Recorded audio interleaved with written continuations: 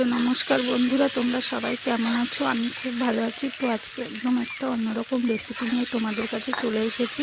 তো দীপ্তি কিচেনে সবাইকে স্বাগত জানাই। তো আজকে আমি এক জেঠিমার কাছ থেকে এই রান্নাটা শিখলাম এবং শিখেই তোমাদের কাছে শেয়ার করলাম। তো আজকে আমি কিভাবে চিকেন রান্না করব। চিকেনটা আজকে আমি একদম অন্যরকম রান্না করব, তোমরা সেটাই দেখো। তো ফার্স্ট একটা কড়াই নিয়ে নিলাম, তেল দিয়ে দিলাম, গরম হলো এবং জিরে ফোড়ন, লঙ্কা ফোড়ন ও পেঁয়াজ দিয়ে দিলাম। পেঁয়াজটা বাদামি রঙের মতো ভেজে নিলাম। তারপরে এই দেখো চিকেন। আজকে আমি চিকেনের রেসিপি করব। তো রসুন বাটাটা দিয়ে দিলাম, ভালো করে পেঁয়াজের সঙ্গে মিক্সড করে নেব। মিক্সডটা হয়ে গেছে, এই দেখো বাদামি রঙ চলে এসেছে পেঁয়াজটার। এরপর লঙ্কা বাটা দিয়ে দিলাম, আর জিরে বাটা আর আদা বাটা।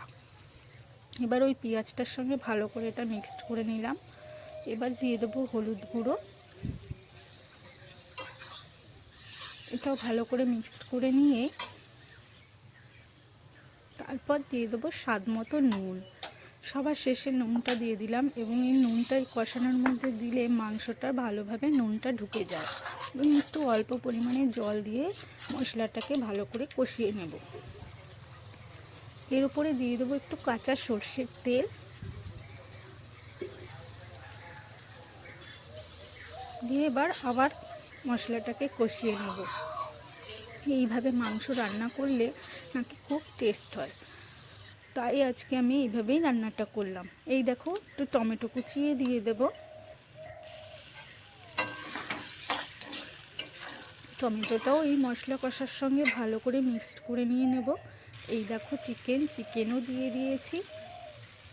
এবার চিকেনটাকে আস্তে আস্তে একদম লো ফ্লেমে গ্যাসটা দিয়ে সুন্দর করে কষিয়ে নেব।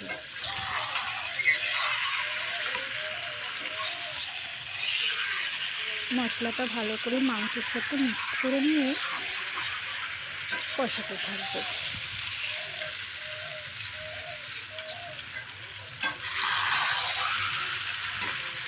এই দেখো ভালো করে মিক্সড করে নিয়েছি।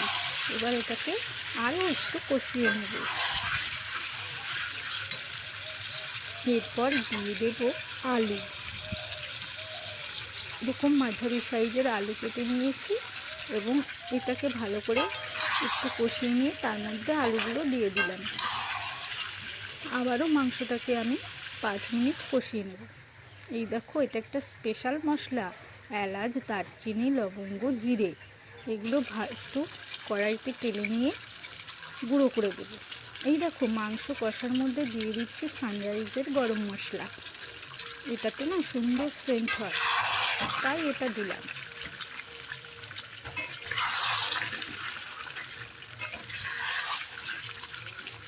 দেখো ভালো করে মিক্সড করে নিয়েছি।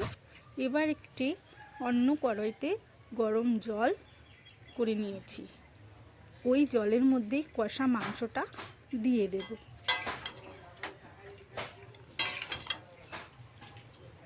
আর একটু জলের মধ্যে দিয়ে দিয়েছি কাঁচা সর্ষের তেল। এবার মাংসগুলো দিয়ে ভালো করে ফুটিয়ে নেব। এবার আস্তে আস্তে হবে, আলুটা সেদ্ধ হতে থাকবে, তারপরে হয়ে যাবে আমার চিকেন কষা। এই যে ঝোলটা এইভাবে ফুটবে, একদম আস্তে আস্তে ওই যে মশলাগুলো রেখেছিলাম সেগুলো গুঁড়ো করে দিয়ে দিলাম। তো মাংস তো হয়েই গেছে। তো তোমাদের যদি ভালো লেগে থাকে লাইক, কমেন্ট, শেয়ার ও সাবস্ক্রাইব করে দিও। নমস্কার।